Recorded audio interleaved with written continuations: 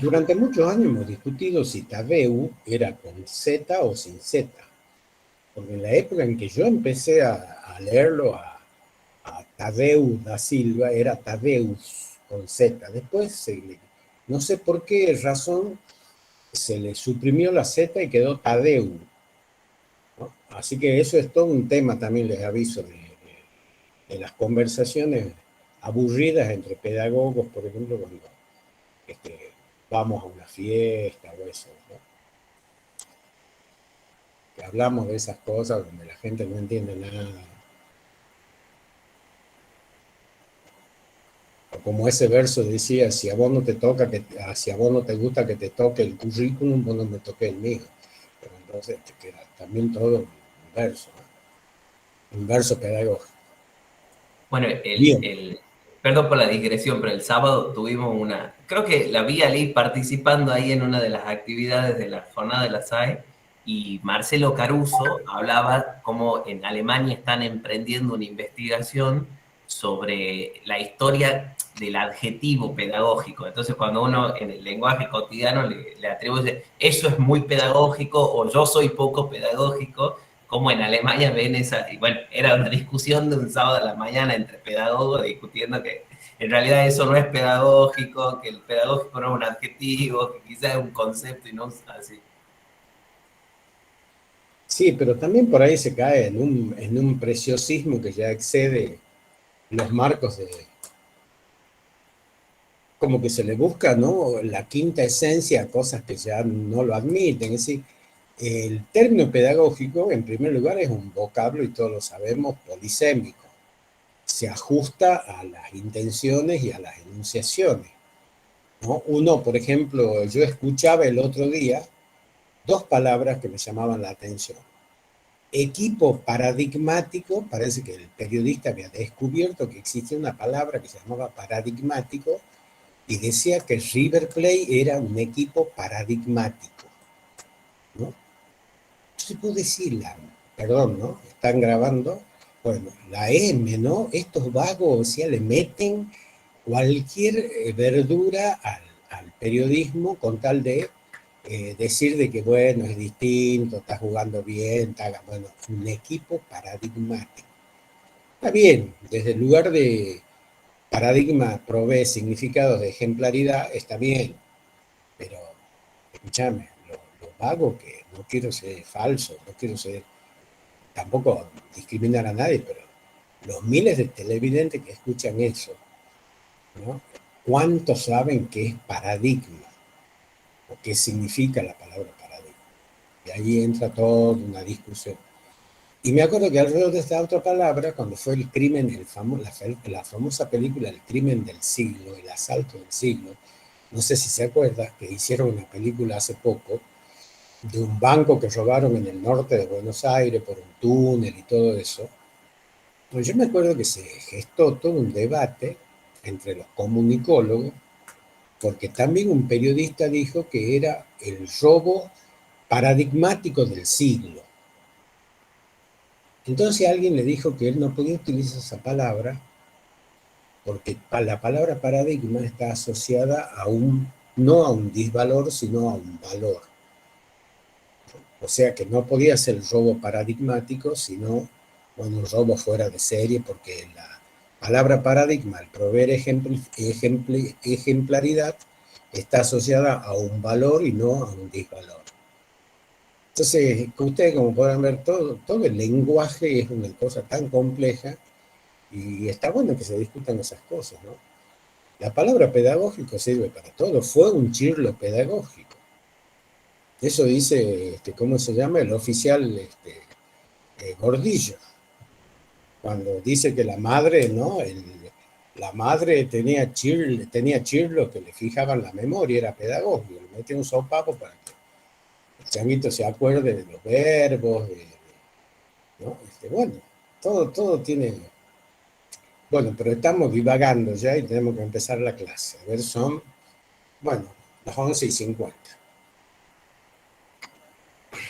Bueno, de nuevo, buenos días a todas y a todos.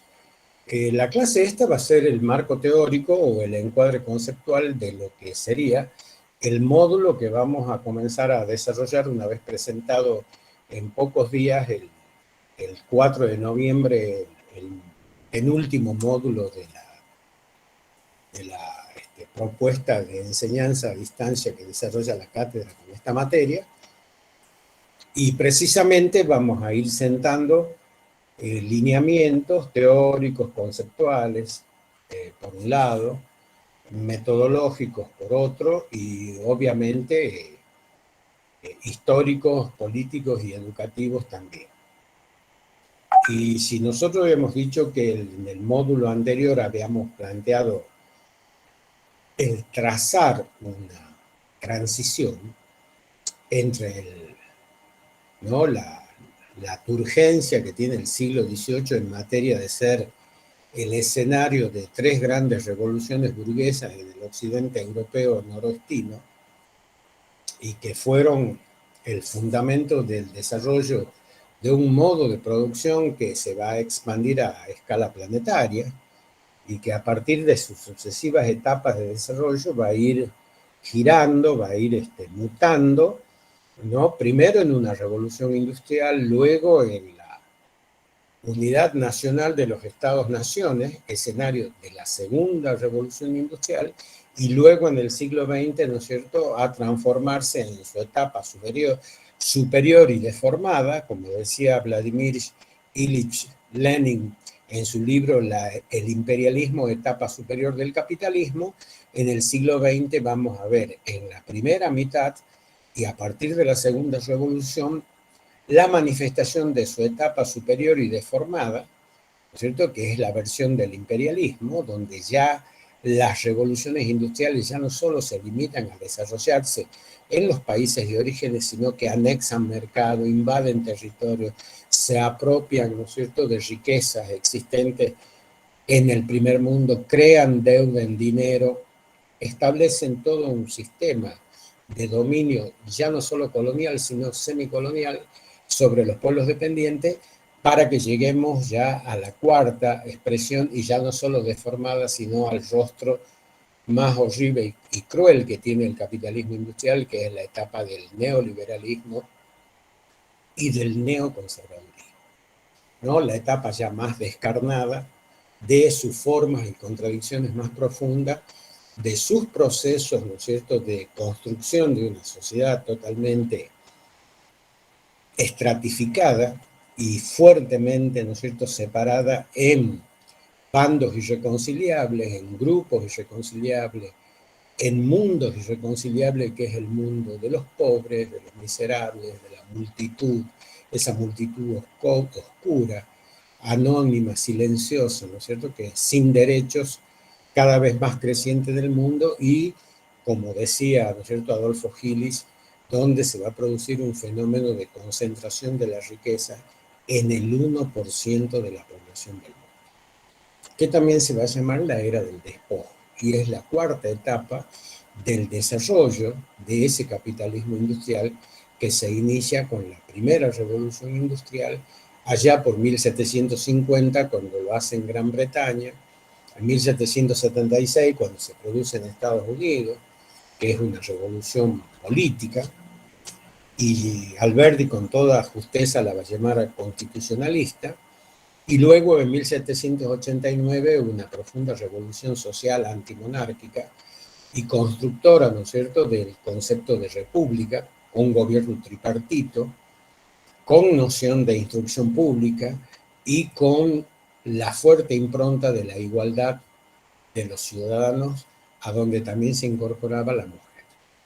Entonces, esas tres revoluciones marcaron el hito del desarrollo de un nuevo sistema productivo en el mundo, que es el capitalismo industrial manufacturero, que sustituyó al capitalismo mercantil de la primera modernidad. Entonces, nosotros ahora estamos entrando al segundo momento. Se han producido las revoluciones burguesas en esos países testimonio, en esos países de la Europa, como siempre decimos, noroestina, porque no es en toda Europa donde se produce el desarrollo del capitalismo. Más aún hay pueblos europeos del sur llamado europeo, como Grecia, por ejemplo, como los Balcanes, o como el mismo Portugal, la misma España, que se consideran todavía subdesarrollados y no industrializados, o como el sur de Italia, no nos confundamos con eso.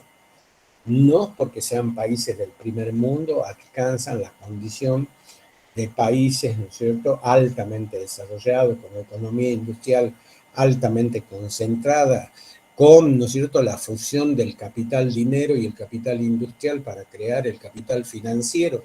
Bueno, todo ese proceso no se da necesariamente en Europa, no se da en Europa Oriental, no se da en Lituania, Estonia, Polonia, Hungría, Checoslovaquia, ¿no?, sino en la Europa central como Alemania, en el norte de Italia, donde está la burguesía turinense y la burguesía, ¿no es cierto?, piamontesa y la burguesía, la vieja burguesía, ¿no?, de la ciudad donde las calles son agua, de la burguesía veneciana, pero no es toda Italia la que ha sido, ¿no es cierto?, objeto de ese desarrollo.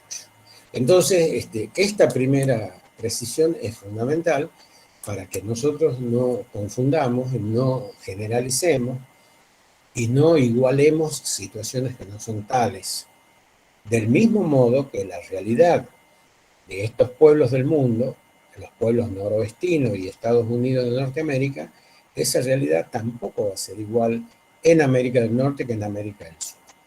No va a ser igual la historia ni del Canadá francés, dividido en dos después de la Guerra de los 7 años, donde Inglaterra, ¿no es cierto?, es derrotada, se le emancipan las colonias del sur, de las llamadas, ¿no es cierto?, las colonias de la costa oriental, de las 13 colonias de la costa oriental de los Estados Unidos, y el territorio de Canadá se divide en dos, entre Francia e Inglaterra. Por eso Canadá tiene dos capitales, dos idiomas oficiales, y es un país sumamente particular, dominado un espacio por la vieja tradición francesa y la otra, ¿no es cierto?, el otro espacio está dominado por la tradición británica. La guerra de los 7 años, donde Inglaterra es derrotada, les va a permitir afianzarse en Canadá, firmar una paz con los franceses, dividirse el territorio en dos porque fue expulsada de los Estados Unidos de Norteamérica. En ambos casos, que se conoce como la América anglosajona, esa realidad de ningún modo es igual después del Río Bravo y hasta el Cabo de Hornos.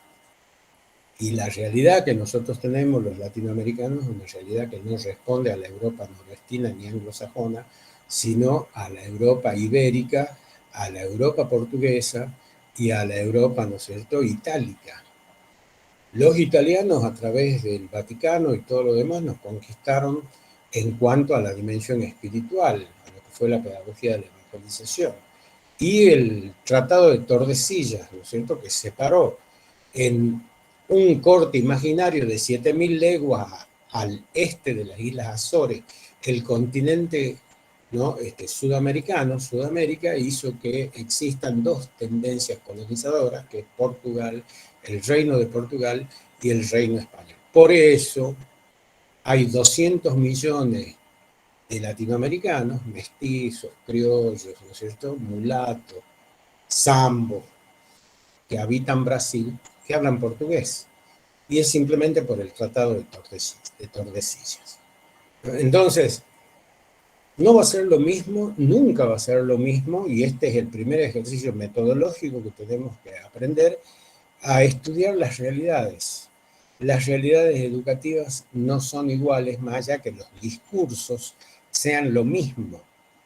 Entonces, lo primero que nosotros, por ejemplo, vamos a aprender ahora, cuando veamos en esta larga transición que implica el siglo XIX, en la primera mitad, que es el siglo de la expansión de las revoluciones democrático-burguesas que acontecieron en el siglo XVIII en la Europa noroestina, cómo esas revoluciones se expanden por todo el mundo, con distintos énfasis, con distintas connotaciones. Y no va a ser lo mismo el proceso independentista en los Estados Unidos de Norteamérica que el proceso independentista llevado adelante en la Sudamérica, no por el cura Morazán en México, por Simón Bolívar en el norte de América y por José de San Martín en el sur de la América Latina. No van a ser iguales. Aunque, por ejemplo, vamos a tener educación lancasteriana y vamos a ver cómo no va a ser lo mismo la educación lancasteriana dictada en Londres o dictada en las grandes ciudades industriales inglesas, donde hay un gran desarrollo industrial, valga la redundancia, a lo que va a ser el discurso del llamado método lancasteriano en los pueblos que son colonias, en los pueblos dependientes o en los pueblos periféricos. Entonces, esa pauta metodológica es fundamental tenerla presente en estos momentos para comprender el significado de la educación como discurso superestructural. Y ahí vamos a ver que tampoco, por ejemplo, la ley 1420 va a ser igual la de Jules Ferry de 1882, sancionada por la Tercera República Francesa en sus significados, alcances, intenciones y cuestiones estratégicas, a la sancionada 2 años más tarde, en 1884, en la ciudad de Buenos Aires por los parlamentarios roquistas, que son mayoría, respecto a la Ley Nacional de Educación 1420 en un país como la Argentina, donde los objetivos, las intenciones y las situaciones son otras, diametralmente distintas a la Tercera República Francesa. Entonces, lo que nosotros tenemos que comenzar a aprender es que cuando hablamos de educación, estamos hablando en primer lugar de contexto. ¿Y de qué contexto? Histórico. Estamos hablando de sujetos, de protagonistas de la historia. ¿En qué contexto? También en distintos contextos. No va a ser lo mismo, vuelvo a repetir, la creación de la escuela normal en Mendoza por San Martín y de la primera biblioteca y el Orfeo Público en Mendoza, por las damas, ¿no es cierto?, mendocinas que van a donar sus joyas para que se cuezan los uniformes y se compren las telas para el uniforme del Ejército de los Andes, mucho menos la creación de una primera escuela normal y mucho menos la incorporación del método lancasteriano en Mendoza, Chile y Perú, llevados por San Martín y por Monteagudo, que el método lancasteriano impulsado, ¿no es cierto?, por precisamente Joseph Lancaster en su juventud en un, ¿no es cierto?, arrabal, en un barrio periférico de Londres, de ese Londres industrial de principios del siglo XX. No es lo mismo. Entonces, nosotros tenemos que aprender a extrapolar los significados del discurso educativo y la formación de los estados-naciones a partir de las revoluciones democrático-burguesas, que son las famosas revoluciones que nosotros hemos estudiado, nos marcan ese primer hito que es metodológico y al mismo tiempo conceptual.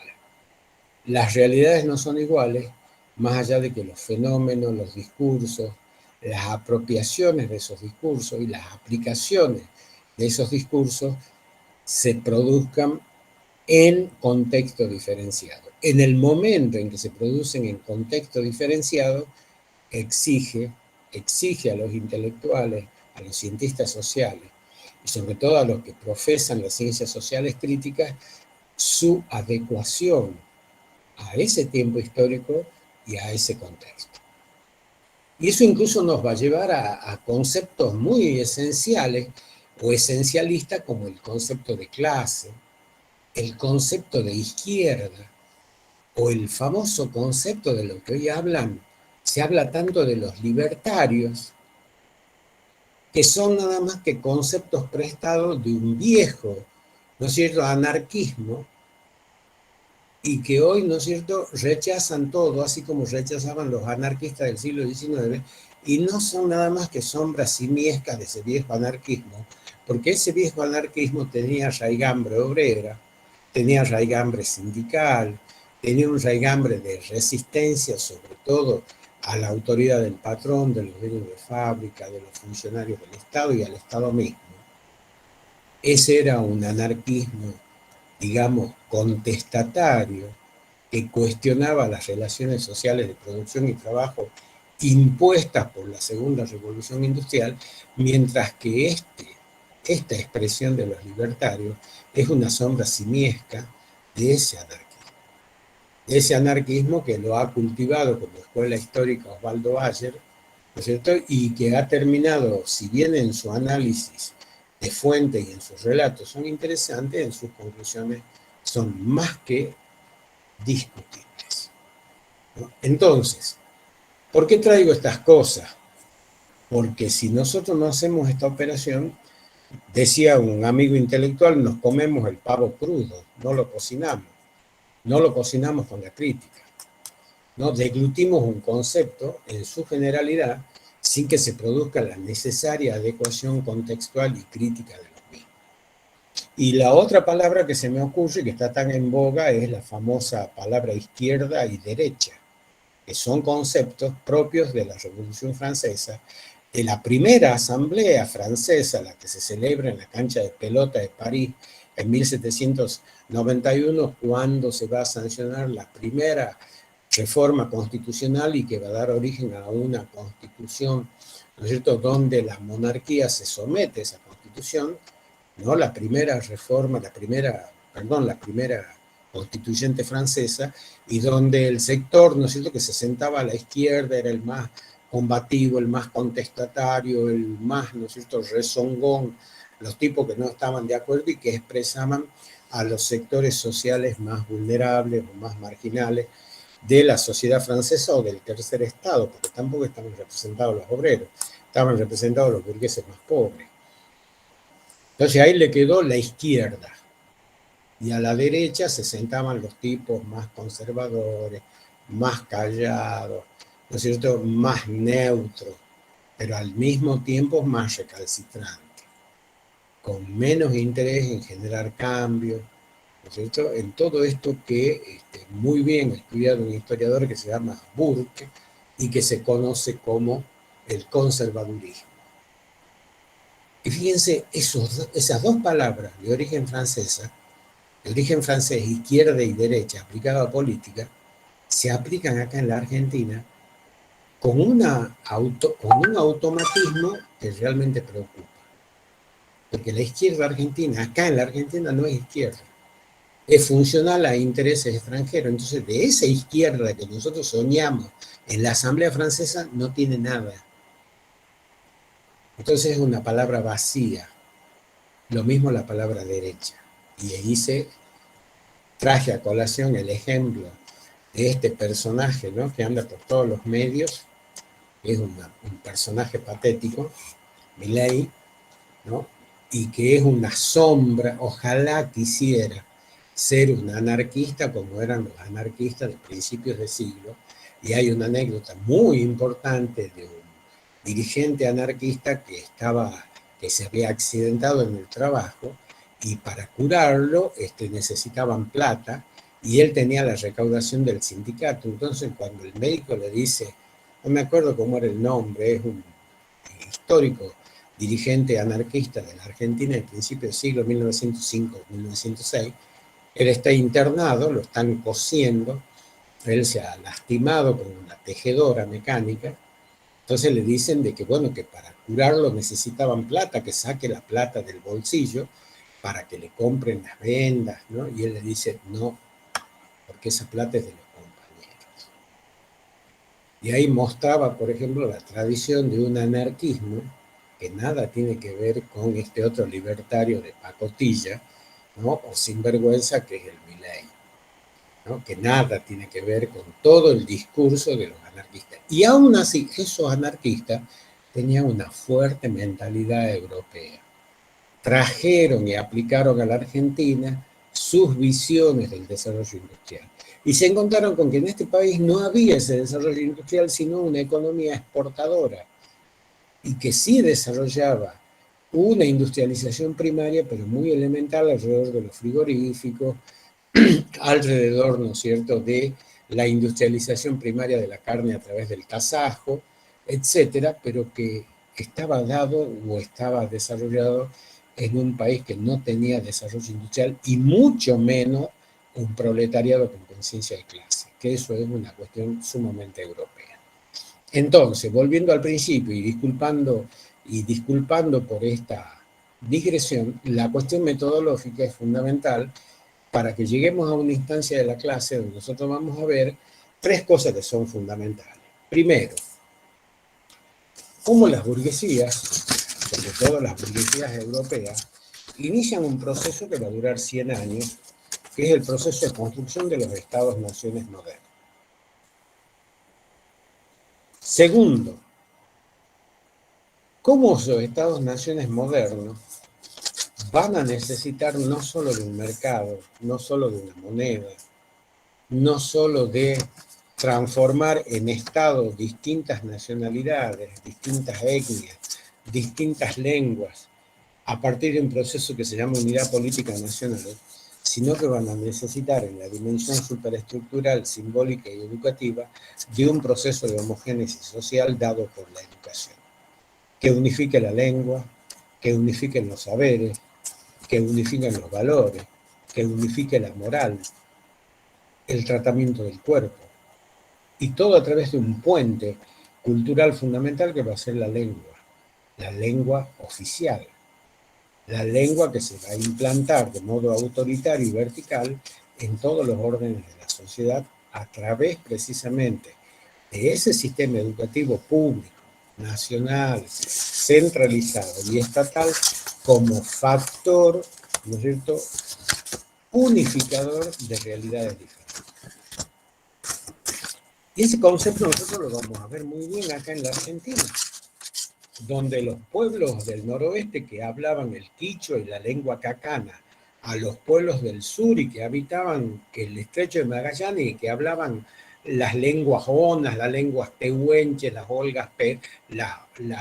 lenguas pehuenches, ¿no es cierto? Y todo lo demás, hasta los inmigrantes europeos, españoles, italianos, ¿no es cierto?, los que provenían del norte de África, del Oriente Medio, sí, de toda esa Europa del sur, morena, no industrial, subdesarrollada.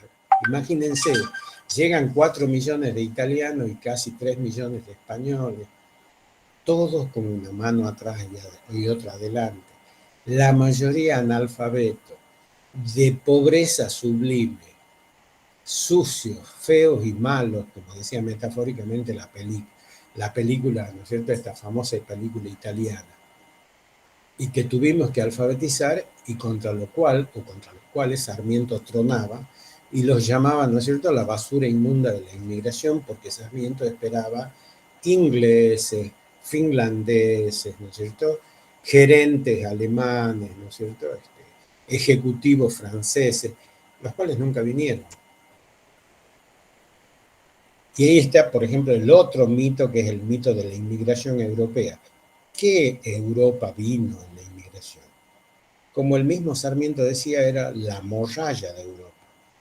Y cuando discutía con Alberti, que Alberti decía gobernar es poblar, y como él estaba muy enojado con Alberti, le decía, ¿qué va a ser poblar?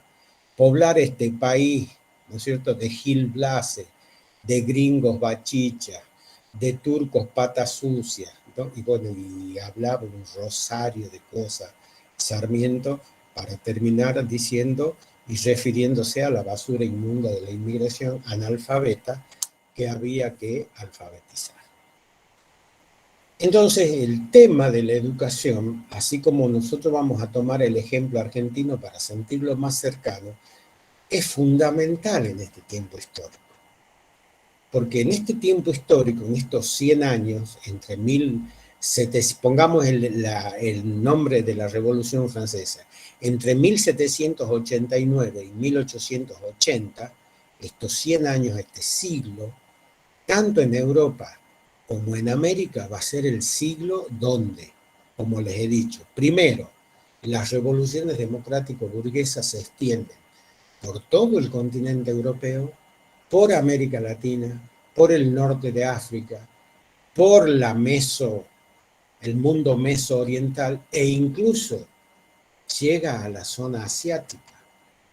El concepto de Estado moderno, ¿no?, Acuérdense ustedes de los filósofos chinos que, incluso tomando la noción de feudalismo, esto lo dice, ¿no es cierto?, un gran historiador japonés que junto con Erich Hobsbawm publican en su libro Del feudalismo al capitalismo cómo hay una serie de corrientes económicas, filosóficas y culturales provenientes del colonialismo europeo que se toman en Asia y en particular en Japón, y uno de ellos es el concepto de feudalismo, y otro va a ser el concepto de capitalismo y el concepto de Estado-nación.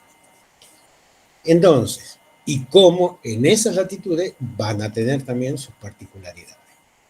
Entonces, lo que vamos a ver nosotros en esta clase son, en primer lugar, las manifestaciones de cómo en el primer mundo se van apareciendo dos tipos de discursos que son fundamentales en una dimensión que es en la dimensión filosófica y sociológica de la educación, y al mismo tiempo conviven con otro discurso, que es el discurso de la instrucción pública, que tiene un fuerte contenido político, unificador y constructor de los estados-naciones modernos.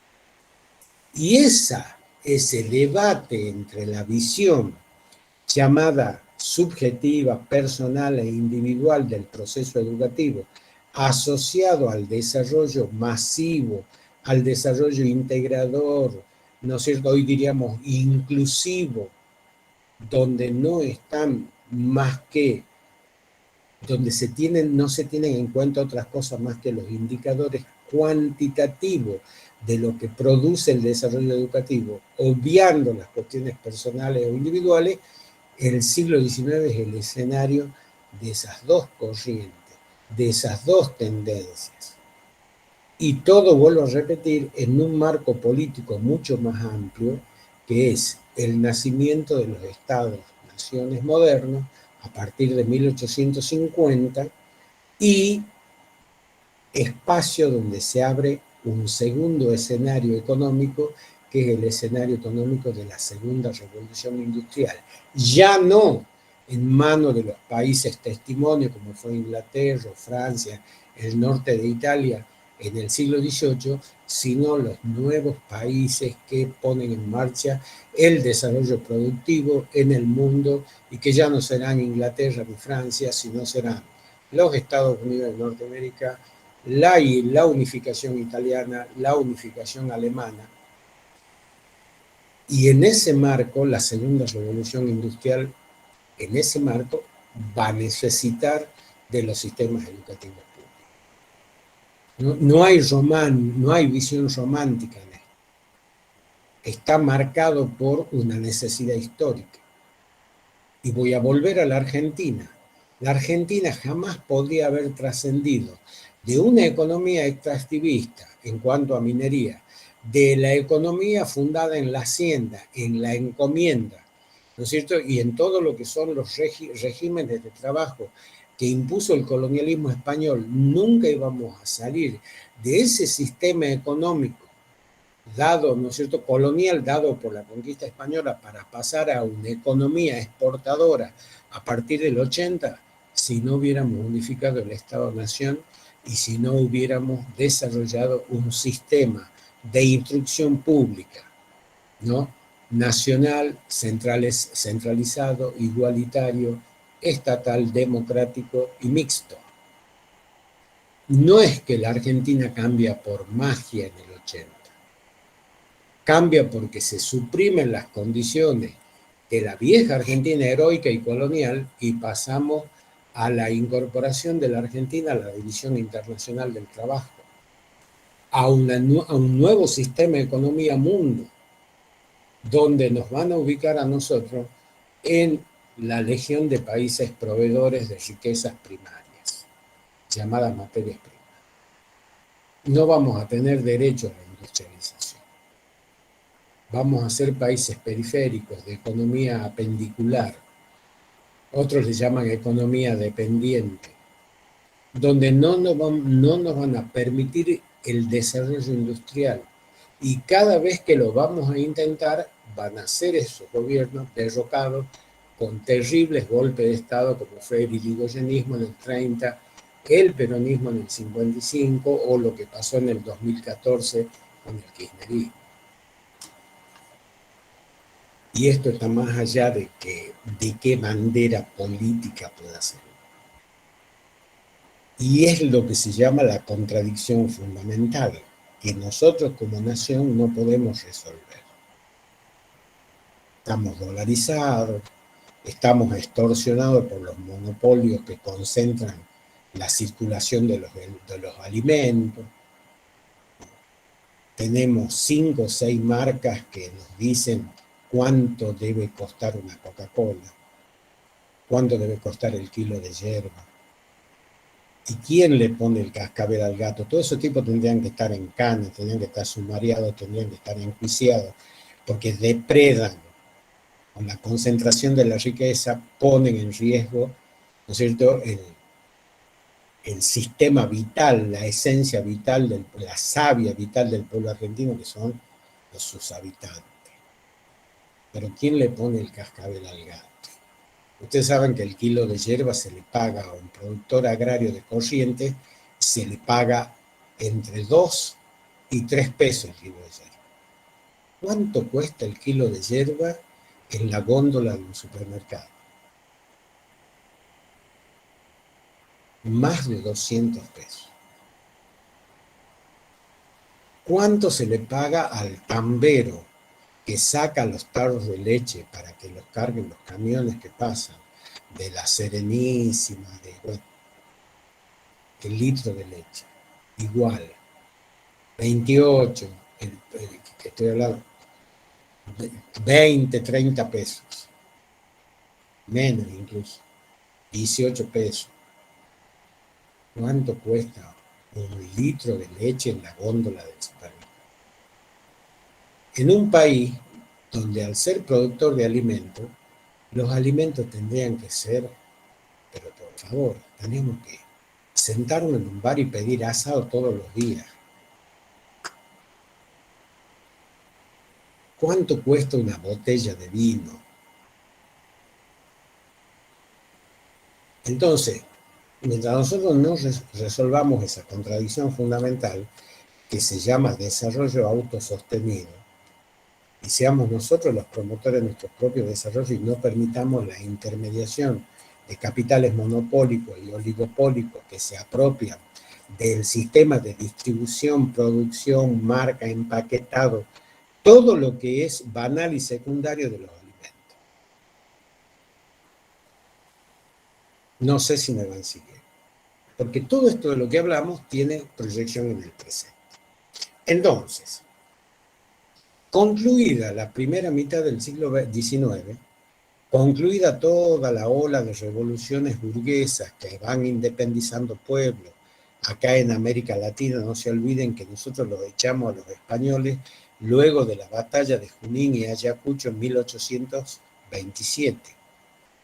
Quedamos liberados, se ha producido el proceso que se llama, ese proceso de emancipación guarda dentro de sí lo que se conocen como las revoluciones nacional democráticas. ¿Por qué? Porque construyen la nación desde la perspectiva de una república.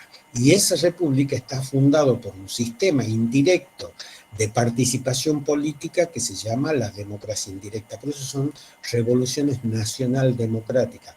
Nacional porque son constructoras del Estado liberal y democráticas porque se fundan en el sistema de representación indirecta establecido, ¿no es cierto?, por Juan Jacobo Rousseau en el contrato social, o lo que se conoce también por el sistema contractualista en materia de teoría política. Fíjense, bueno, todo la primera mitad del siglo XIX es escenario de eso, en Europa, en Estados Unidos, en Sudamérica, en América Central, en los pueblos del norte de África, en los pueblos del Oriente Medio. Ahora bien, ¿qué pasa cuando termina todo ese proceso? Aquellos países que iniciaron el punto de partida, Francia en 1789, Estados Unidos en 1776 e Inglaterra en 1750, en estos 100 años que han hecho, han iniciado un proceso de construcción muy largo, muy extenso, que se llama el paso de el proceso de construcción de las repúblicas al proceso de construcción de los estados-naciones. No es lo mismo. Voy a poner el ejemplo norteamericano. Cuando Estados Unidos construye su Estado-nación, unifica su territorio e impone normativas constitucionales centralizadas a una confederación de estados, porque la democracia norteamericana no es representativa, republicana y federal, sino confederativa, republicana y federal. Confederativa quiere decir que cada estado tiene su propia autonomía, sus propias fuerzas armadas, sus propias leyes, y entre ellos, a partir de un pacto contractual, se avienen a elegir un poder centralizado. Lo digamos de otra manera, el concepto de confederación es la construcción de un estado republicano de las partes hacia el todo, mientras que la concepción republicana, representativa y federal impuesta y sancionada en nuestra Constitución es un proceso donde el todo se construye de la cabeza hacia las partes, de un Estado centralizado que subordina a las provincias. Esa centralidad frente a la federación y confederación de pueblos es la diferencia constitucional que tenemos entre la Organización de los Estados Confederados de Norteamérica y la Organización de los Estados Federados de Sudamérica.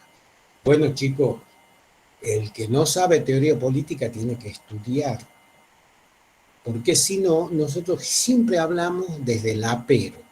Hablamos desde la ignorancia, opinamos porque que Alberti haya copiado el texto de la República Norteamericana no quiere decir que y acá volvemos de nuevo al contexto, no quiere decir que se aplique de igual forma en el contexto de un pueblo colonial, ¿no es cierto?, invadido y explotado por España, que nada tiene que ver con la tradición anglosajona. El escenario fue otro. Entonces, mientras en el norte nacía una república confederada, en el sur nacía 1853, un estado federado. Ahí el todo somete a las partes. En los Estados Unidos de Norteamérica, pues se llama así Estados Unidos. Es el único país del el único país del mundo que no tiene nombre. No se llama ni Argentina, se llama Estados Unidos de Norteamérica. Porque son 48 estados confederados que le ceden a Washington el poder central. Pero en cada estado tienen una absoluta autonomía propia. Acá es al revés. Si no nos manda Buenos Aires la coparticipación federal, porque se chupa todos los impuestos de todas las provincias, nosotros somos, ¿no es cierto?, las mendigas del noroeste argentino. Todos los impuestos que pagamos van en una bolsa gigante que succiona el poder nacional, salvo los impuestos, los pocos impuestos provinciales y municipales. Y ella nos devuelve después de hacernos las quitas correspondientes. Por eso nosotros hablamos de un país unitario, de un país centralizado, de un país, ¿no es cierto?, donde la prima inter pares, que es Buenos Aires sobre las demás provincias, determina cómo se va a gobernar este país. Y ustedes dirán, el profesor se ha vuelto loco, está dando una clase de teoría política. No, estamos explicando cómo son las realidades donde va a funcionar la educación y la función que va a cumplir la educación en esas realidades. Y la educación, ¿no?, en los Estados Unidos, volviendo a Estados Unidos, después de su unidad política, va a ser una educación donde, por ejemplo, hoy hay 7 estados que desarrollan los contenidos de antropología cultural desde las concepciones creacionistas, y en particular el Estado que está gobernado por un, ¿no es cierto?, representante de una minoría, ¿no es cierto?, evangélica, que se llama los mormones, cuya capital es Salt Lake City. ¿Y el Estado cuál es? Oklahoma, Ohio, ¿cuál es? Yo ya ni sé. Ohío, decía un amigo mío, che, ahí dicen Ohío, corren una carrera. ¿Qué le decía yo? ¿Qué es eso? No, Ohío, dicen, en Estados Unidos. Ah, le digo, Ohio, no, no, ojalá no, me decía, Ohío. Entonces vos decís, mejor hablo en castellano. Entonces, pasaron 100 años para que Estados Unidos se transforme de una república confederada en un Estado moderno, no dividido, unificado territorialmente, con un solo mercado común, con un solo idioma y con una economía dominante. La economía dominante del norte, de la burguesía, ¿no es cierto?, de Chicago, la burguesía neoyorquina, la burguesía de la zona de todo lo que es Indiana, de toda la región central, el estado de Illinois, el estado de Indiana, el estado, ¿no? Toda la región del norte, que era la región manufacturera, entra en una odiosa guerra civil de 5 años con el sur negrero, el sur esclavista, el sur latifundista, el sur algodonero de economía primaria. Para que se pueda unificar la nación, tenía que predominar un sistema productivo y no convivir dos sistemas de producción y acumulación totalmente antitéticos. Uno, dependiente, atrasado, antiindustrialista, fundado en el latifundio, que no tenía ningún interés en desarrollar las fuerzas productivas y seguir dependiendo siempre, como lo hacemos nosotros, de los poderes foráneos. El otro, autonomista, autorregulado, autocentrado, donde el fundamento era el desarrollo de las fuerzas productivas con marca propia. Y esos dos conceptos de nación, esas dos ideas de nación, antes de constituirse como Estado-nación, chocaron. Y chocaron en una horrorosa guerra civil de más de 1 millón de muertos entre 1860 y 1865. Y después que triunfó el norte industrialista, contra el sur negrero y esclavista, se unificó la nación bajo un solo mandato productivo, bajo un solo modelo de acumulación y desarrollo y bajo una concepción de país. Entonces, la unificación de los Estados Unidos de Norteamérica para pasar de república constitucionalista a Estado-nación supuso 100 años. Por eso, la segunda mitad del siglo XIX es muy interesante estudiarla. Y lo mismo pasó con Francia. Francia atravesó 3 repúblicas antes de ser el Estado-nación del 80, traducido políticamente en la Tercera República posterior a la Comuna de París. Francia atravesó la Primera República con la Revolución Francesa, la República transformada en imperio con Napoleón y el retorno de la monarquía luego del Congreso de Viena en 1815 hasta 1832. Después, 16 años, desde las rebeliones, ¿no es cierto?, obreras de 1832 hasta la primavera de los pueblos en 1848, en que es derrocada para siempre la monarquía, aparece 12 años más tarde, en 1870, después de la insurrección de la Comuna de París, la constitución de la Tercera República y un Estado-nación unificado sin rastros de feudalismo, sin rastro de latifundismo y sin rastro de monarquía. Entonces a los franceses también les llevó 100 años construir su Estado-nación. Y si nosotros vemos lo de Inglaterra, es exactamente igual, con un detalle que no es menor.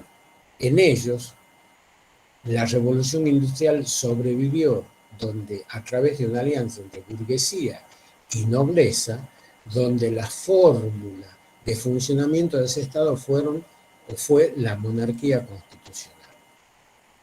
Es decir, se aceptó la realeza, siempre y cuando la realeza se ayorne a los principios democráticos burgueses que desde Cromwell para aquí, y desde que decapitaron a los reyes escoceses, ¿no es cierto?, y católicos, que se oponían a este proceso se inició la unificación del Estado inglés y con la reina Victoria, que reinó desde 1832 hasta 1905, fue la reina que reinó casi 70 años, se va a producir la unificación del Estado-nación inglés, pero a partir de fundamentos monárquicos y a partir de una monarquía constitucional aceptada, pero constituido el imperio. Esto es, no solo se va a centralizar el poder de los ingleses, no solo se van a someter a los escoceses, no solo se lo va a someter a los galeses, no solo se lo va a someter a los irlandeses y se va a conformar el Commonwealth o Reino Unido, sino también que se va a iniciar todo un proceso que se denomina colonialismo inglés o la primera etapa de desarrollo del imperialismo económico en el mundo. El imperio británico, ¿no?, que va a ser tan grande como el imperio español, donde no se escondía el mundo, se va a sustentar en ese desarrollo, pero va a preservar su monarquía. ¿Por qué? Porque las dos grandes mujeres, Victoria, ¿no es cierto?, e Isabel, fueron decisivas en el proceso de lucha por la construcción de una burguesía industrial en Inglaterra desde el siglo XVI-XVII hasta el siglo XIX y XX. Por eso el himno de los ingleses empieza con God save the Queen, ¿no? Larga vida, Dios salve a la reina, dice el himno inglés. Fueron dos mujeres las artífices de ese imperio.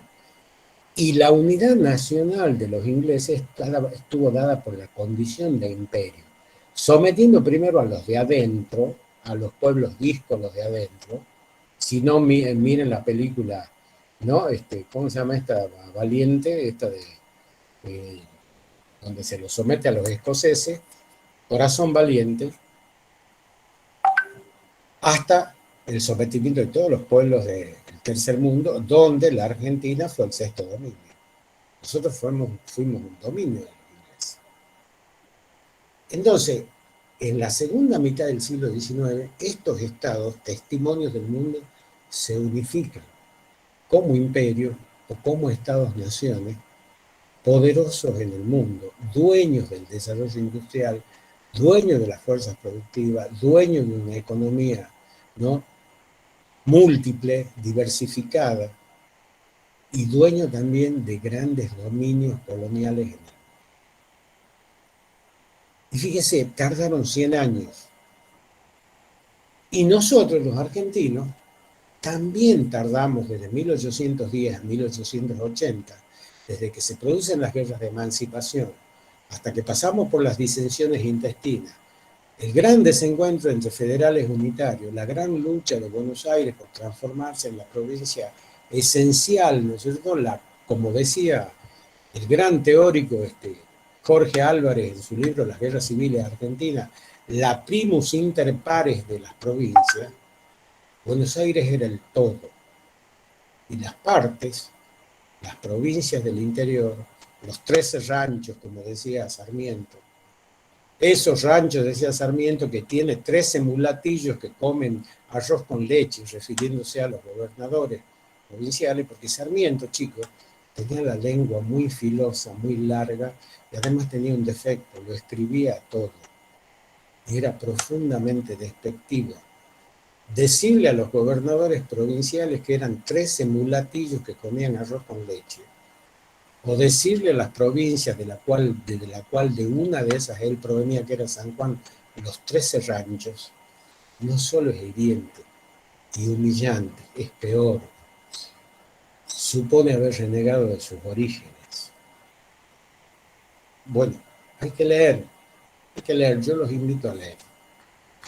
Bueno, esos 13 ranchos durante 70 años se van a enfrentar a Buenos Aires. Cuando triunfa Buenos Aires con Mitre en la Guerra de Pavón en 1861, se empieza a definir un modelo de país, que es el modelo de país que tenemos. Liberal, porteñocéntrico, latifundista, todo se decide en el puerto, Dios atiende en Buenos Aires. el mismo gobierno que tenemos actualmente, que uno dice, bueno, es un gobierno que ha elegido por el... atiende en Buenos Aires. La visión del gobierno de Fernández es una visión porteño-céntrica. Nos guste o no nos guste, pero tenemos que tener sentido autocrítico. Bueno, el roquismo, tan denostado, tan defenestrado, tan, ¿no es cierto?, insultado por todas las tradiciones epistemológicas de la historia argentina, volvemos a lo metodológico, que son escuelas de menor cuantía y muchas de ellas llenas de fallas en su discurso, como por ejemplo la escuela anarquista liderada por este señor de la Patagonia, por Bayer. Ellos se van a encargar de denostarlo al roquismo. Pero el roquismo va a terminar con esa contradicción entre unitarios y federales y va a iniciar en el 80 un proceso que se inició en 1810 como el primer gobierno patrio y que comenzó realmente en 1816 cuando declaramos la independencia del dominio de España. Bueno, a lo largo de 70 años de guerras civiles, en 1880 sancionamos la ley de la capital federal, unificamos el territorio de la nación, expropiamos la ciudad porteña y la transformamos en capital federal de todos los argentinos.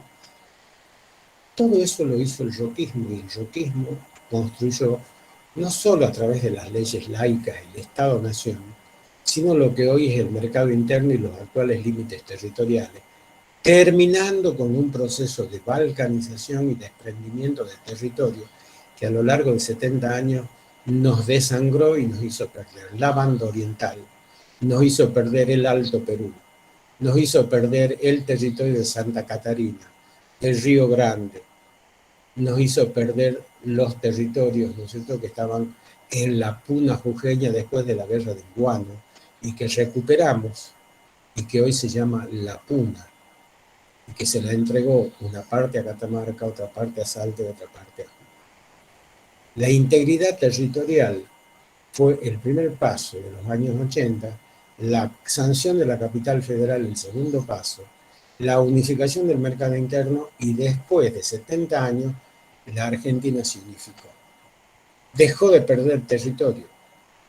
Al contrario, ganamos los territorios australes, los territorios patagónicos, los territorios australes, los llamados territorios nacionales, toda la gobernación del Chaco, toda la gobernación de los Andes. Dejamos de perder territorio. Si no, como decía, ¿no es cierto?, muy bien un historiador cordobés que se llama Roberto Aquiles Ferrero, y que es un gran historiador federal, con el cual me carteo, con el cual tengo una amistad de muchos años, dice, el país hubiera terminado en Bahía Blanca, porque el objetivo de los porteños era separarse, igual que lo hizo el Uruguay, a la provincia de Buenos Aires, y de acuerdo a Mitre, Valentín Alsina y Carlos Tejedor, fundar la llamada República del Plata. Es decir, todo el proceso de balcanización que ya había sufrido América Latina a principios del siglo, lo íbamos a sufrir nosotros endógenamente. Y eso pasó en el 80. Como se lee muy poco y se estudia muy poco, nosotros no sabemos nada del Estado de los 80. Lo único que decimos, Roca genocida. ¿Por qué? Porque nos han educado a poner rótulos. Y yo escucho a muchos rosistas, que también se dicen peronistas, reivindicarlo a Rosa. No, porque Rosa. Che, pero ¿y Roca? No, Roca es un genocida. Ah, pero vos no sabés que Rosa fue el primero en 1822 que mató un montón de población indígena para darle esos territorios a la oligarquía bonaerense, del cual era él su jefe político. No, ¿cómo? Bueno, no lees vos la historia. Entonces, vos sos rosista, pero no roquista. Uno es genocida y el otro no. Pero resulta que el primer... ¿Dónde está tu información? Ah, bueno, sí. Todos son sentidos comunes, chicos. Mal puestos, impuestos. Tenemos que revisar la historia, porque esta materia se llama Historia de la Educación. Y como la educación es una manifestación superestructural del proceso histórico, económico y político. Nosotros, para hablar de la educación, tenemos que hablar de esta realidad. Entonces, ahora sí podemos decir por qué, volviendo a la Europa en la cual nosotros nos hemos situado, en 1882, después de la Comuna de París, se va a sancionar la primera ley nacional de educación común, de la que nosotros vamos a tomar casi su texto, igual que es la ley de Jules Ferry, la Tercera República. La Tercera República también necesitaba igualar conciencia, igualar lengua, educar a todos los grupos heterogéneos que habitaban el territorio francés. Los normandos, ¿no es cierto? Los que estaban en toda la región del Ródano, los marselleses, en fin, todo ese territorio habitado por una comunidad heterogénea. En la Argentina igual, chicos onas en el sur, chicos, ¿no es cierto?, chaguancos, ¿no?, querandíes, ¿no es cierto?, chicos, bueno, de todo, y encima inmigrantes. Había que unificar la conciencia, el universo simbólico. 2 años más tarde, en 1884, el roquismo sanciona la primera ley nacional de educación. Inglaterra no tuvo ley hasta el año 1904. ¿Por qué? Porque había una working class, y ahora vamos a entrar a hablar de eso cuando hablemos del sistema lancasteriano. Estados Unidos tampoco tuvo ley de educación común. ¿Por qué? Porque la educación también va a ser una educación dentro del modelo y del paradigma anglosajón fuertemente dividida, como mercancía que se compra para aquellos que pueden acceder y como una educación totalmente degradada y solamente orientada a formar el hombre Faber, ¿no?, el hombre que trabaja, el hombre del oficio, pero totalmente alejado de una educación intelectual, moral y política. Acá nosotros en la Argentina hablábamos de la educación del ciudadano. En el norte de América se hablaba del Homo Faber. En Inglaterra, el chico a formar, ¿qué va a ser? En el método o a través del método lancasteriano. Un chico obediente. Un chico donde el principio, la fábrica, no es nada más que la continuación de la escuela. Es su leitmotiv en la educación. La alfabetización, la obediencia, la transformación en mano de obra sumisa. Una educación totalmente elemental y empobrecida, sin recursos, sin auxilio del Estado. Y esa es otra virtud del roquismo. ¿Qué modelo tomó Roca? Si nosotros éramos el quinto dominio de Inglaterra, si la economía exportadora del 80 florece al amparo de nuestra condición de semicolonia inglesa después de Mitre.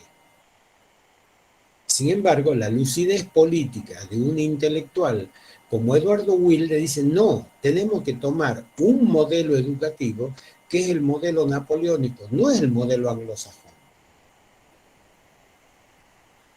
Y por eso nosotros hablamos de instrucción pública para ciudadanos libres e iguales, parafraseándolo a Condorcet.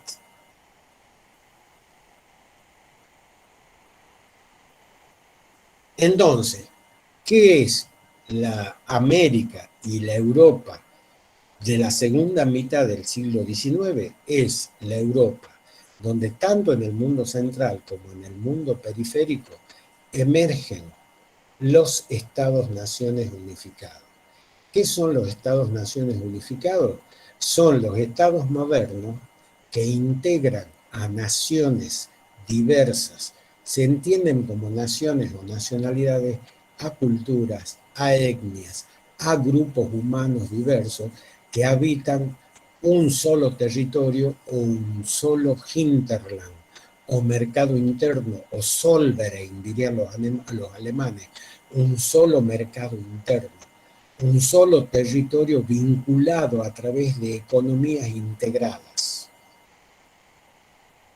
Y así vamos a tener nosotros una nación como la nación argentina, que se va a organizar con una economía centralizada que es la pampeana y una economía satelizada que son todas las llamadas economías regionales. La caña de azúcar en el noroeste, el té y la yerba mate en el noreste, la producción metalífera en toda la zona andina, el vino y la uva en la región de Cuyo, la producción lanera y la producción, ¿no es cierto?, de ganado bovino en la zona patagónica, y lo que es la producción mineral y de recursos estratégicos marinos, ¿no es cierto?, proveniente de los territorios australes. Entonces somos una nación integrada del todo, de las partes hacia el todo, pero donde el todo gobierna esas partes. Y fíjense, el proceso es el mismo en Francia, en Estados Unidos. En Estados Unidos va a ser cruento, y en Francia también. ¿O ustedes creen por qué fue la masacre de la Comuna de París en 1871? ¿Por qué la muerte y la masacre de tantos obreros que se rebelan contra la guerra franco-prusiana y contra la ocupación de las fuerzas prusianas de París? No solo luchan contra los enemigos invasores, sino contra la propia expresión de toda la monarquía conservadora que todavía sobrevive en Francia y se niega a hacerla una república. Pero esas revoluciones obreras de la Comuna de París van a terminar ¿en qué? En la constitución de la Tercera República. Una república laica, una república verdaderamente liberal, una república con presidente donde ya no gobiernen las aristocracias o los sectores privilegiados. La única que va a tomar un camino profundamente conservador va a ser la revolución industrial inglesa, donde en esa sociedad tan estratificada no es una casualidad que aparezca el método lancasteriano o el método de los monitores de la educación. Que con lo que yo les estoy diciendo a ustedes les va a servir para comprender por qué era necesario educar a esa masa obrera, y como no había profesores, no había maestros, un maestro se va a nutrir de un conjunto de chicos destacados y a esos chicos los va a transformar en correa de transmisión del proceso educativo, y por eso Lancaster lo idea, se va a llamar también el método de los monitores de la educación, o el método simplemente donde hacían, para hacerlo sencillo, de profesores o de ayudantes de profesores, los alumnos más grandes y más destacados de ese grupo que se educaba en ese barrio, en esa comunidad, en esa fábrica, en ese suburbio londinense, ¿no es cierto?, donde aparece por primera vez un cartel que en el cual el señor Lancaster invitaba a la comunidad a que mande sus hijos a recibir educación. Bueno, ese modelo lo siguió Estados Unidos. Y nosotros, en América del Sur, seguimos el modelo llamado Napoleón. Entonces el siglo XIX es eso es lo que va a hacer que se alumbren los grandes sistemas educativos públicos a la luz del modelo napoleónico. Y los grandes sistemas públicos, no públicos, sino que son mercancía y hay que invertir dinero para asistir, va a expresar el modelo anglosajón. ¿Cuál es el denominador común? Son estados-naciones. Se preocupan de la educación, pero mientras en unos la educación es un derecho, que incluso en nuestro país está, ¿no es cierto?, consagrado por la Constitución Nacional en el artículo 14 y 14 bis, en las regiones del norte, en la Europa anglosajona y en el continente anglosajón que habita el norte de América, la tradición pedagógica va a ser una tradición pedagógica entendida como la educación mercancía, la educación que se compra, la educación a la cual acceden los sectores más acomodados de la sociedad, pero no está entendida como un derecho inalienable para toda la población. Entonces, esa es un poco la historia que nosotros tenemos. Ese es el siglo XIX. La burguesía ha llegado ya no solo a hacer las revoluciones burguesas, sino a construir un modelo de nacionalidad donde su papel sea fundamental. Por eso cuando nosotros estudiamos la historia argentina decimos que hay tres grandes procesos a través del modelo fundacional de la educación. El roquismo, que es un movimiento liberal agroexportador, el irigoyenismo y el peronismo, que es un movimiento nacional y popular, pero que promueve el desarrollo autocentrado y un modelo de acumulación centrado en lo que se conoce como capitalismo de Estado. Bueno, esos tres grandes movimientos sociales y políticos, el roquismo, el irigoyenismo y el peronismo, fundaron lo que se llamó el modelo fundacional de la educación en la Argentina. Y los tres son hacedores del Estado-Nación. Entonces, y ahí pasamos al cuarto momento, y con esto voy cerrando la clase para que hablemos mejor, y es, una vez constituidos los Estados-Naciones, se inicia otro largo periodo en el cual los Estados-Naciones se consolidan. Y es la gran, ¿no es cierto?, la gran disyuntiva que tenemos nosotros. Mientras Estados Unidos se consolidó como la primera potencia del mundo, ¿no? Inglaterra como el primer imperio colonial del mundo, Francia igual, lo mismo, ¿no es cierto?, los Países Bajos, lo mismo Italia y Alemania, como economías centralizadas europeas, en el mundo periférico, los estados más débiles, los estados, ¿no es cierto?, balcanizados de América Latina, los estados africanos, los estados, la región donde habita el Medio Oriente, es una sangría horrorosa, entre estados como Siria, Israel, Líbano, Palestina, son nacionalidades y estados deshechas por la guerra, los egipcios, los tunecinos, los argelinos, no logran ni la paz ni la posibilidad de construir un Estado autónomo y respetado en el mundo. Y nosotros los argentinos tampoco. Estamos en la larga marcha de poder construir alguna vez un Estado que sea un Estado con desarrollo autónomo, ¿no?, un Estado con soberanía, un Estado donde las decisiones las tomemos nosotros, donde las inversiones las tomemos nosotros, donde los clientes los elijamos nosotros. Pero eso todavía no ha ocurrido. Entonces aparece la sentencia de Hobsbawm que dice, un Estado-nación históricamente se concreta, no solo, dice Hobsbawm, cuando ha unificado su territorio, cuando ha construido una noción de gobierno, cuando ha construido una noción de Estado, sino cuando no tiene ningún poder extranjero en su territorio.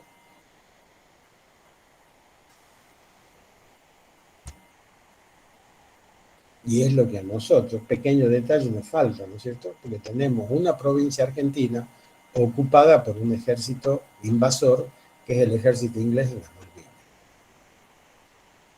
Entonces, volviendo y cerrando, esta va a ser la penúltima clase, la clase que viene ya con el módulo en la mano de ustedes, vamos a explicar muy específicamente lo que va a pasar en Francia, en Inglaterra, en Estados Unidos en materia educativa, haciendo siempre la comparación y la analogía, la extrapolación con nuestras propias realidades. Nosotros vamos dejando los hilos invisibles de relación transversal en lo que es esta materia y la materia que ustedes van a cursar el año que viene, que se llama Historia de la Educación Argentina y Latinoamericana. Bien, son las 12:58. Abrimos, ¿no es cierto?, media hora de un cuadro de diálogo. No sé si Liz, si Susana, si Emanuel tienen algo más para aportar, y a partir de este momento y luego del aporte de las colegas, abrimos un cuadro de diálogo para que ustedes hagan todas las preguntas, las dudas, porque lamentablemente ayer nosotros fuimos muy pocos en el aula taller que convocamos para hablar de los trabajos prácticos, los ensayos finales y todo eso. Digo lamentablemente porque al perderse ustedes estas posibilidades, es como que quedan desinformados y, ¿no es cierto?, se producen siempre las disrupciones, digamos, en la comunicación. Bien. Quedo entonces a la espera, ya sea de aportes que hagamos o, ¿no es cierto?, de las preguntas.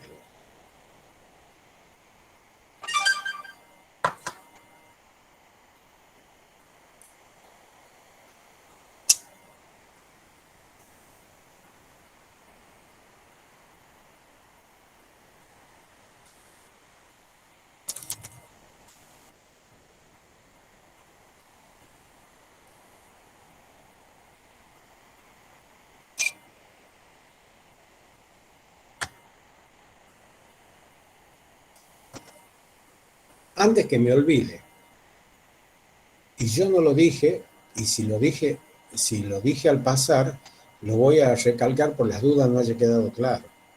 La concepción del método lancasteriano tampoco va a ser igual en la Inglaterra industrial de fines del siglo XIX, en el marco de la segunda revolución industrial, de la primera revolución industrial a fines del siglo XVIII y principios del siglo XIX, tampoco va a ser igual acá en América Latina. El método lancasteriano en América Latina va a tener una profunda progresividad histórica. Lo va a llevar San Martín a Chile, de las manos de Monteagudo. Lo va a llevar Monteagudo a Lima. Se lo va a pasar a Bolívar. Bolívar lo va a invitar a Lancaster. Se van a hacer grandes amigos en Caracas y va a aplicar todo el método lancasteriano en un continente donde no había profesores. Pero ¿cuál era el contenido de la educación lancasteriana? En la Argentina, donde el cura Baltasar Maciel, por ejemplo, repartía folletos en Buenos Aires después de la llegada de Thompson y de Bell, ¿no es cierto?, para que vayan los chicos a la escuela lancasteriana siendo cura. Es decir, uno puede decir, desconfiando su condición de católico de dos protestantes. Bueno, el contenido va a ser otro. ¿Por qué? Porque acá no vamos a tener el desarrollo industrial. Acá estamos emergiendo de una economía extractiva, de una economía fundada en la hacienda colonial, en la encomienda colonial, en un régimen de trabajo esclavo y fundado en la servidumbre, fundado en el gamonalismo, fundado, ¿no es cierto?, en todo lo que significó el régimen colonial heredado de España. San Martín, cuando lo lleva a Mendoza, no solo crea un Orfeo, no solo promueve el teatro, sino que va a promover la creación de colegios donde se va a comenzar a trabajar con el método lancasteriano. Igual en Chile, igual en Perú, 1822, creación de la primera escuela normal, una de las primeras escuelas normales en América Latina formadora de maestros, creador de la Biblioteca Nacional. Es decir, mientras el método lancasteriano en América Latina adquirió un tono emancipador, en la Inglaterra de principios del siglo XIX fue una educación instrumental, masificadora, una educación que domesticaba a los trabajadores para que sus hijos sean obedientes y futuros obreros obedientes de una fábrica. Esa diferencia es el matiz que nosotros tenemos que aprender a estudiar. Cuando ustedes lo escuchan a Monteagudo, que escribió el primer texto de la Constitución chilena refrendada por O'Higgins, ¿sí?, habla clarísimo de la educación, el sentido de la educación. Lo mismo lo hace en Perú, lo mismo lo hace Bolívar en Colombia, en Venezuela, en Ecuador, en toda la zona norte que él libera, porque San Martín libera a los 3 países del sur. Y lo mismo va a pasar en la Bolivia de Simón Rodríguez, el maestro ¿no es cierto?, el que lo va a acompañar a lo largo de la campaña independentista y es uno de los primeros pedagogos latinoamericanos, que va a fundar una educación para una escuela para pobres y para trabajadores. Pero él decía, no solo tenemos que hacer trabajadores, tenemos que hacer ciudadanos que conozcan sus derechos, que es el famoso proyecto de las escuelas populares de Chuquisaca de 1826.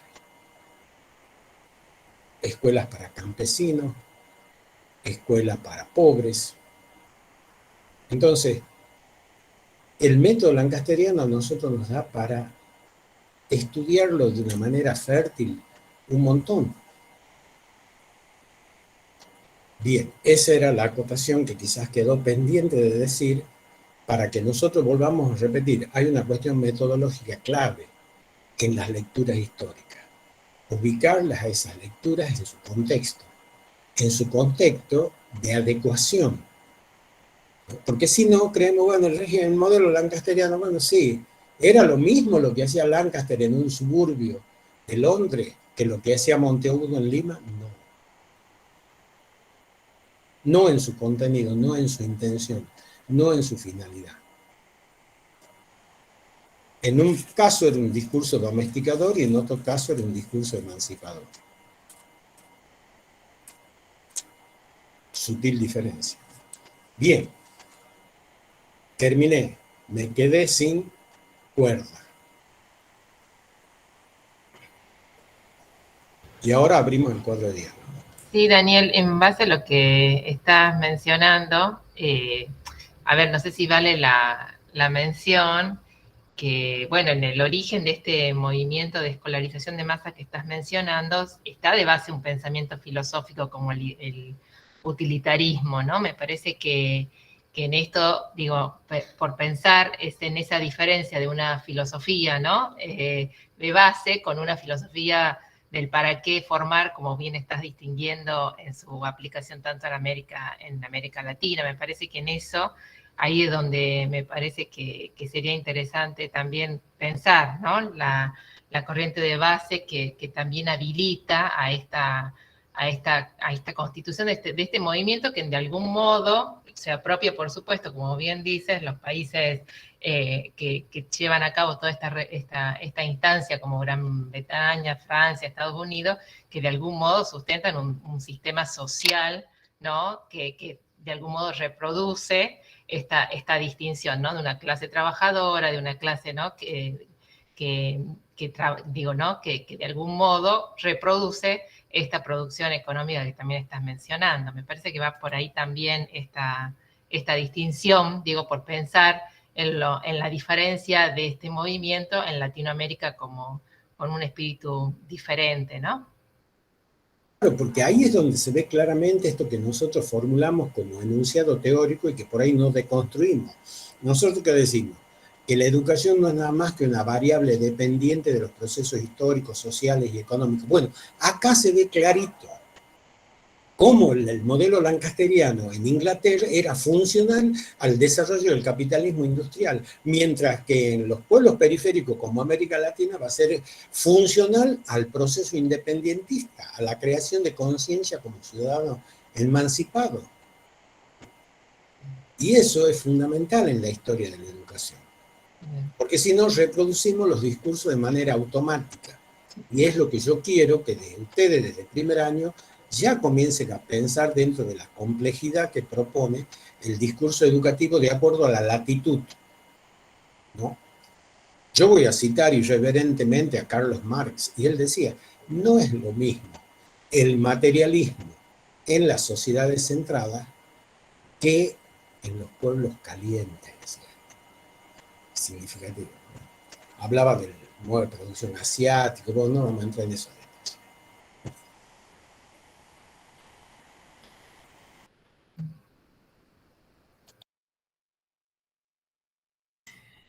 Ahí pienso también un poquito en virtud de hay como corrientes historiográficas que nos permiten pensar en un contexto de, también pensando más socioculturalmente, estamos en un mundo en proceso de globalización o de mundialización, para ser más estricto, digamos. Entonces, ahí creo que esto que decía el profesor recién de cómo cada uno va ubicando una posición determinada en un sistema de producción económica mundial, también la circulación de ideas va teniendo una ubicación particular, entonces pensar en términos de apropiación de las ideas, como el sistema de escolarización mutua es en gran parte esto en el continente americano, es la recepción, sí, de algo que viene medio empaquetado, pero al mismo tiempo la resignificación, y que cuando uno va avanzando en la historia también se da cuenta que casi todas las lecturas que se hacen en pos de estas claves de alfabetización, de escolarización, de pensar la pedagogía en general y la educación, es también un movimiento entre la recepción y la apropiación, que implica hacer parte de uno las categorías del pensamiento y desarrollar en función de eso otras nuevas, que me parece que ahí aparece.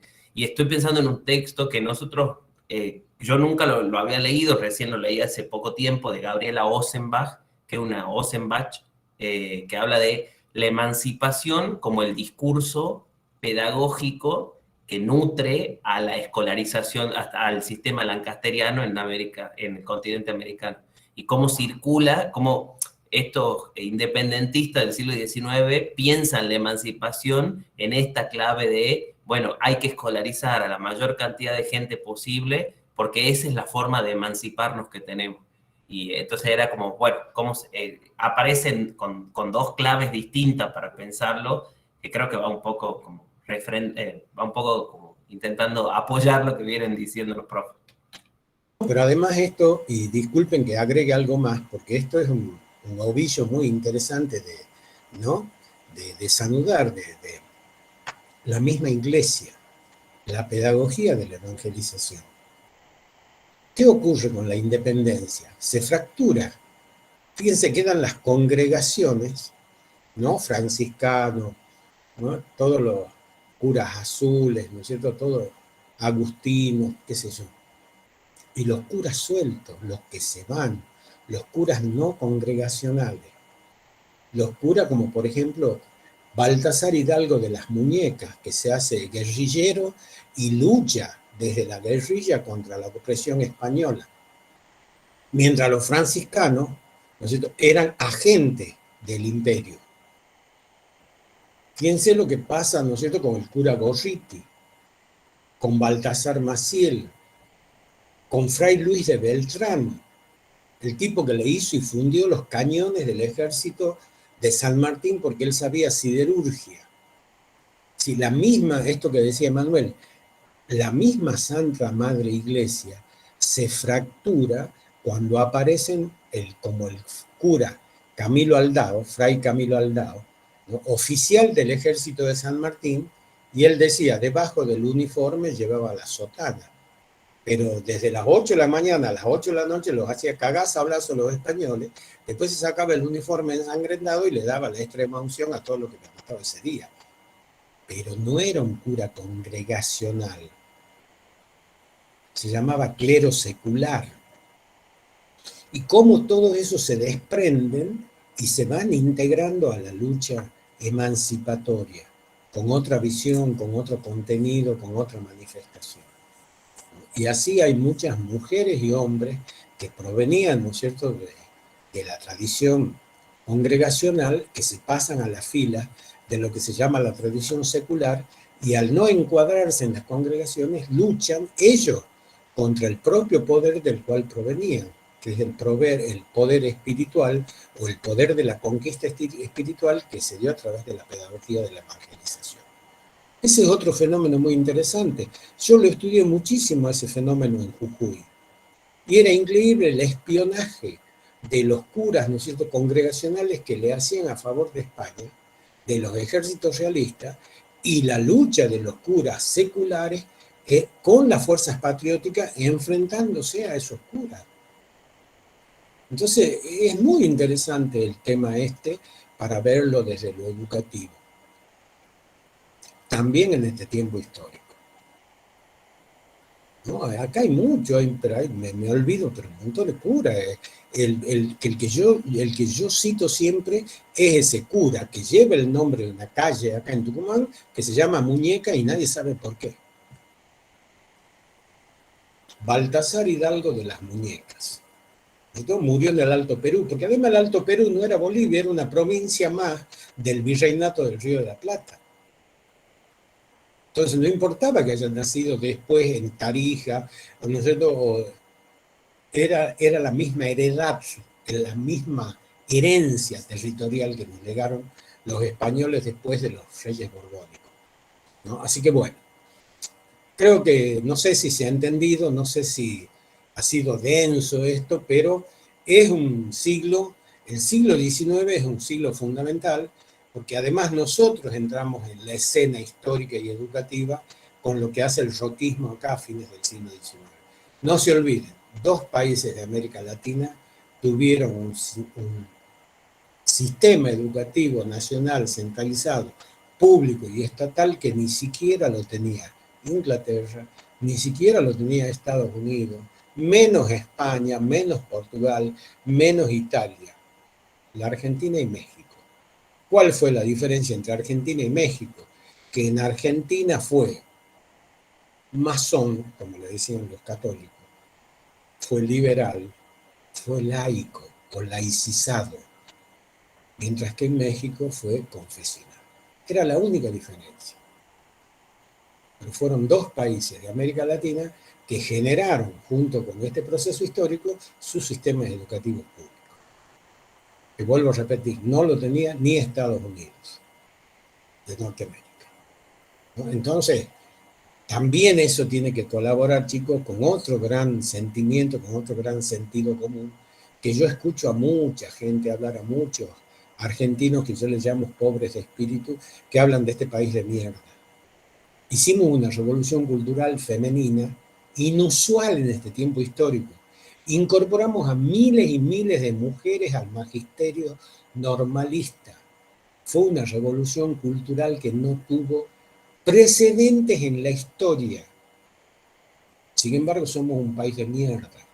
Qué triste. Y bueno, y podemos seguir, ¿no? Bien. ¿Qué más hay? Ya me está dando hambre a mí esa vez.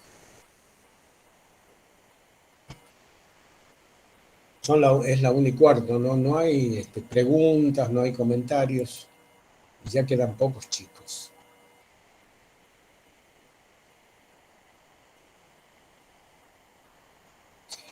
De todos modos, señor Halis, la duda, yo la sigo teniendo también, no se haga problema. Usted va a comenzar por la construcción de una duda. No se olvide que la duda es una duda metódica. Y el saber nunca se concreta, el saber se va transformando, se va madurando, hay algunos frutos del saber que se caen, maduran otros nuevos porque las sociedades cambian. Y el tema de los Estados-naciones es un tema complejo que no basta con una clase para comprenderlo totalmente. Yo lo que le sugiero, y me parece muy bien que lo haya entendido la idea primigenia, es que, por ejemplo, revise la literatura que ahora vamos a colgar a partir de este módulo, que ya es toda la literatura del siglo XIX, todo lo que es el proceso constitutivo, vuelvo a repetir, Estados-naciones, federados y confederados, no es lo mismo, y mucho menos en teoría política. El gran Estado confederado del mundo es Estados Unidos. Nosotros somos una república federada, que no es lo mismo. Bueno, nada más, ya son las 13:18.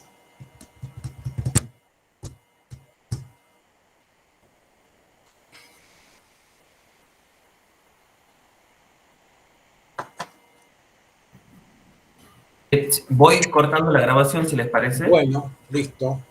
Bien.